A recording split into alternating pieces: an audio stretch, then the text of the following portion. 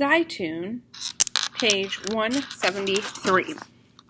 Kathy woke up tense. She fed and dressed the kids, trying not to think about the fact that her husband hadn't called the afternoon before. He had promised to call. Yuko told her not to worry. It was silly to worry.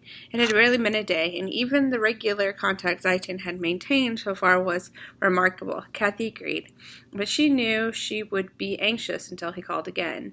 After Yuko took her own kids to school, she helped keep Kathy's children occupied while Kathy paced, phone in her hand. At 9, Ahmed called from Spain. "You hear from Abdurrahman yet today?" he asked. "No, you?" "Not since yesterday." "So you talked to him?" she asked. "I did."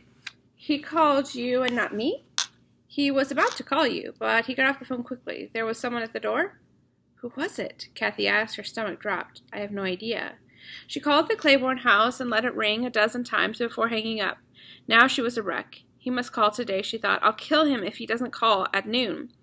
At 10 o'clock Phoenix time, it was noon in New Orleans. Kathy waited. The phone did not ring at 10, 10:30, 11, 1 o'clock New Orleans time.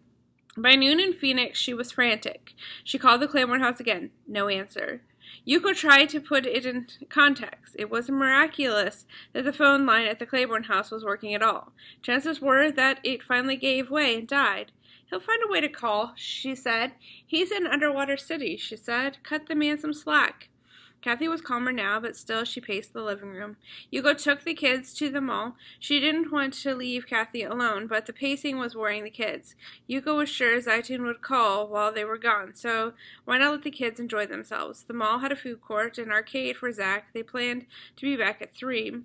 Kathy called the Claiborne house again. No answer. Well called. "You hear anything from Zeitoun?" Kathy told him she hadn't. She called Adnan, Zeitoun's cousin. "I'm still ashamed," she said. Last they had spoken, Kathy had to tell them that her sister would not allow Adnan and Navir to stay with them. It had been painful. "Don't worry, we're fine," he said. It was still in Baton Rouge, and Abir and his parents, after spending 2 nights in the car, they had returned to the mosque and had been sleeping on the floor there for the past week. "How's Abdurrahman?" he asked. "I haven't heard from him. Have you?" Adnan had not. Alone and seeking distraction, Kathy turned on the TV, avoiding the news, finding Oprah Winfrey, or she thought it was Oprah's show, but soon she realized it was the news report replaying portions of the previous day's show, with New Orleans Police Chief Eddie Compass and Mayor Negan as Oprah's guests.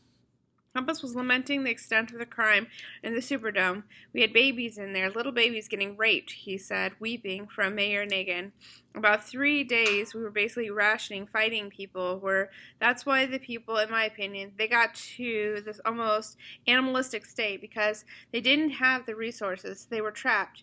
You get ready to get something that I'm not sure you're ready to see.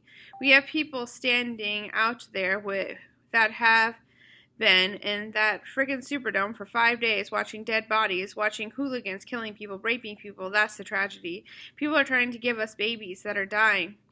Kathy turned the TV off again, this time for good. She called the house in Claiborne. The phone rang and rang. She paced. She walked outside into the assaulting Phoenix heat, then went back inside. She called again. The rings began to sound hollow, desolate.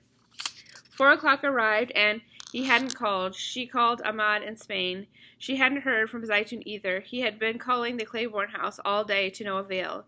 In the late afternoon, the kids returned. "Did Dad call?" Nadaman asked. "Not yet," Kathy said, still waiting. She held herself together for a few seconds, but then imploded. She excused herself and ran to the guest room. She didn't want her girls to see her this way. Yuko came in and sat on the bed with Kathy. "It's been just 1 day," she said, "just 1 day in the life of a man in a city with no services. He would call tomorrow." Kathy pulled herself together, and together they prayed. Yuko was right. It was 1 day. Of course, he would call tomorrow.